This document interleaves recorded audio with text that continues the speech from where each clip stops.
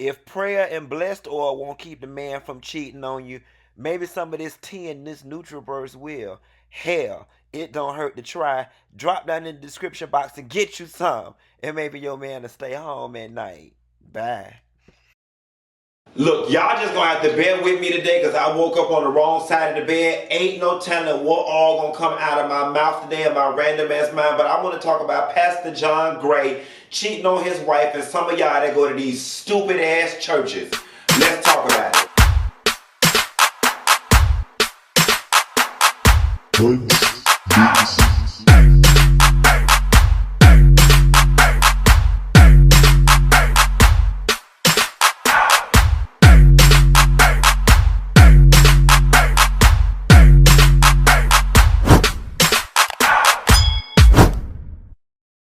Now, so girl, I was laying in the bed just having random thoughts like I always do, spouting off at the mouth. Let me cut this fan on because it's hot as hell in here and I'm probably going to end up going to hell talking about the man of God. But oh well, we finna talk about it because his ass is not exempt. And I want to say, you know, Tasha K done dropped a whole bunch of receipts about Pastor John Gray cheating on his doggone wife yet again. And then I saw something else on Instagram where he did a speech apologizing to the wife, vowing that he will change. And so the question that I posed this morning as I was laying in my bed drinking my wine without even brushing my teeth this morning, yes, I'm going to hell. I was like, if you are Pastor John Gray's wife, do you stay? Right? Now, it's funny because through doing my Love and Marriage Huntsville videos, I realized that it's almost wrong to go in on the lady when she is the victim, right? And y'all help me understand that in going in on Mel, it's like, wait a minute, how you going in on this lady for being cheated on? But I want to say this. You a different kind of fool if you stay with somebody like Pastor John Gray. And the problem that I have, especially for people who are super blindly churchy,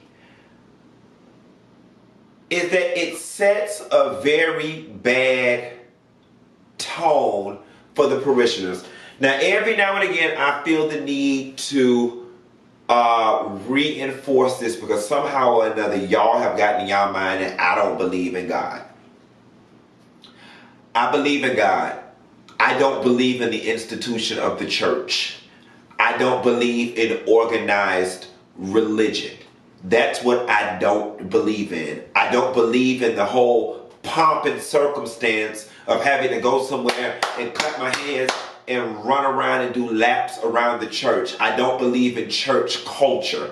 That's what I don't believe in. I'm very much so spiritual, very much so believes in God. Rather, I believe the Bible and everything that's in it actually happened in real life. That's still up for debate. I feel like it's a book of stories to help you guide how you should live your life, not necessarily real life factual events.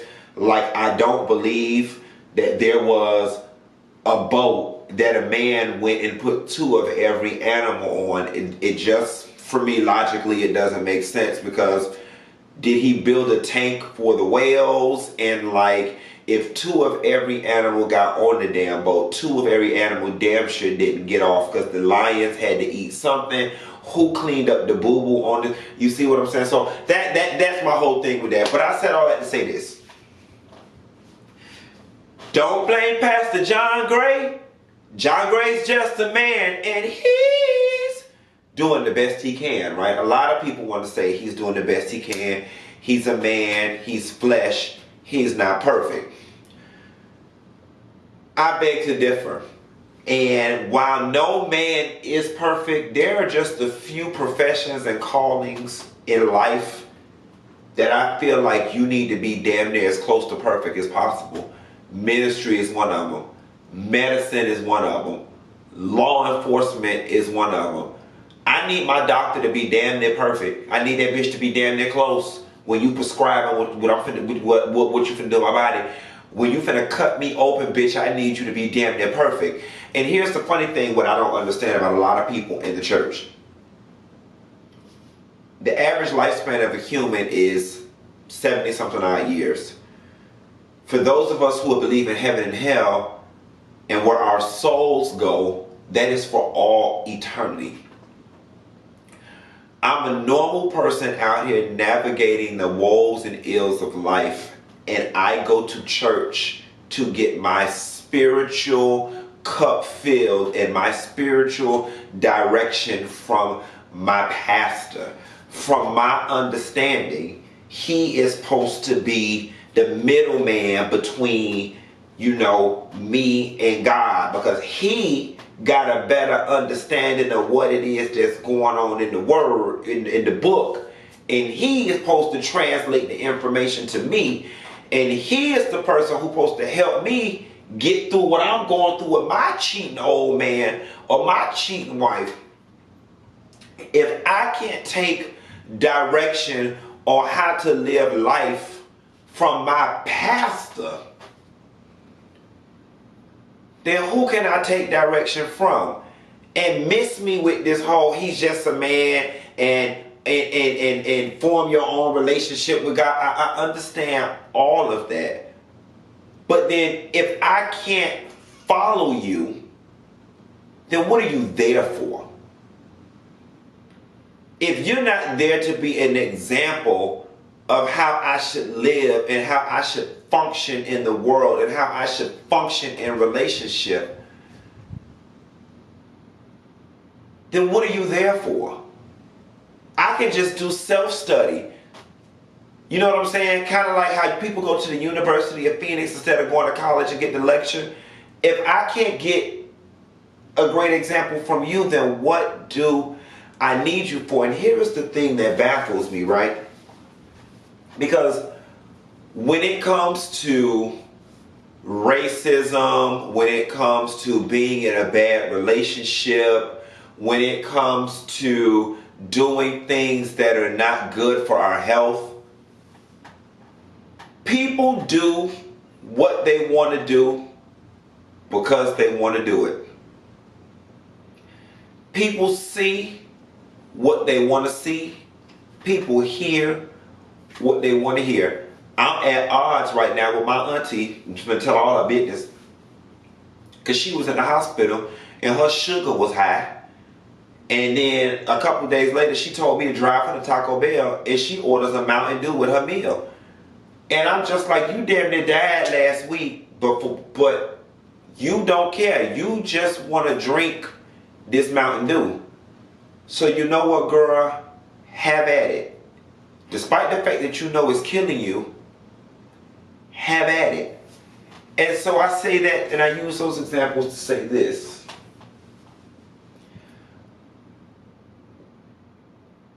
We have been indoctrinated to believe that our pastors can't do no wrong.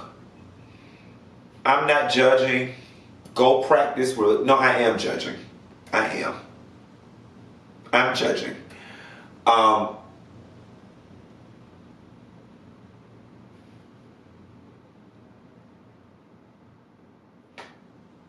Someone like him would not turn me away from Christ. Someone like him would turn me away from that church.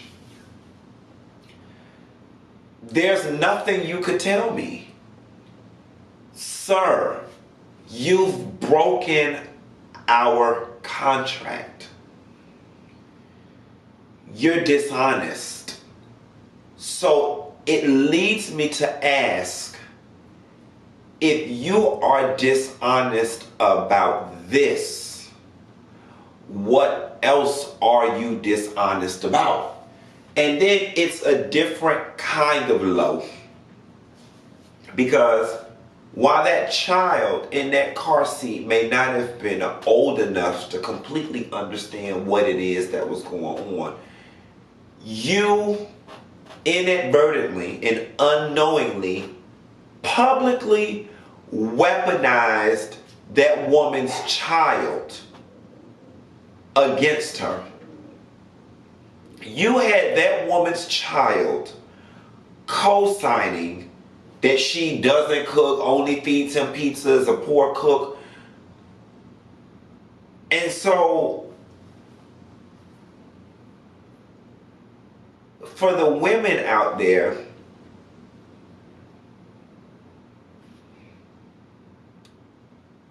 how do you go to church and now respect this? Like, okay, I'm sure there's a level of keep your head up, sis. We praying for you. But that bitch couldn't lead me to the mailbox. She could not lead me to the mailbox. And unfortunately, and some of y'all are going to get offended by what I'm about to say. Unfortunately,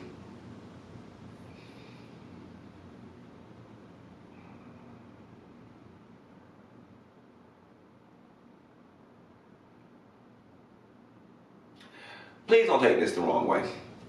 But there have been studies that there have been studies done that suggest that there is a direct correlation between intelligence and religion, and that people who most closely and most rigidly follow religion tend to be less intelligent, right? We can debate that for another day, but the point that I want to make is the fact that a lot of people take their direction in life blindly from their church leaders. And so what this suggests is, now to this woman who is out there being cheated on by her husband, or this husband that's been cheated on by his wife, the messaging is now, well, First Lady went through it. You got to pray. And you got to pray. Because God will get you through it. The First Lady went through it. And it's just like, I just don't know that this is healthy. I just don't know that this is healthy on either end of the spectrum. And so then we said that we're not going to come down on the wife, but let's talk about why somebody stays in a situation like this.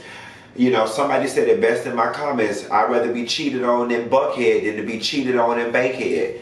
You know what I'm saying? And I'm quick to tell a bitch, pay me for my pain. A lot of people subscribe to the fact that a man gonna cheat anyway, so if you're gonna be depressed, you'd rather be depressed in some Egyptian thread sheet counts instead of being on an air mattress. Egyptian thread sheet count. You know what the hell I'm trying to say, bitch. I'd rather be depressed in the lap of luxury than be damn depressed in the projects. Or whatever the case may be. And Maslow's hierarchy of needs talks about status. None of us are exempt from wanting status. Even those of us that think we're the most immune and the most autonomous and all these other things, it is a basic psychological need to have status. And she probably lives very good. And the thought of having to give it all up is frightening.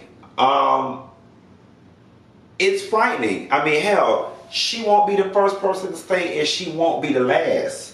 But where do you draw the line between finances, material things, and morality? Like, am I wrong for assuming and feeling as if the first family of the church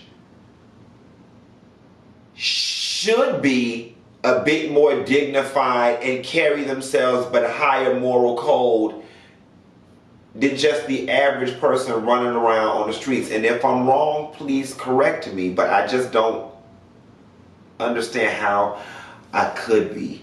I don't know, this is random, this is what was on my mind. Let's drop that in the comments and talk about it. Bye.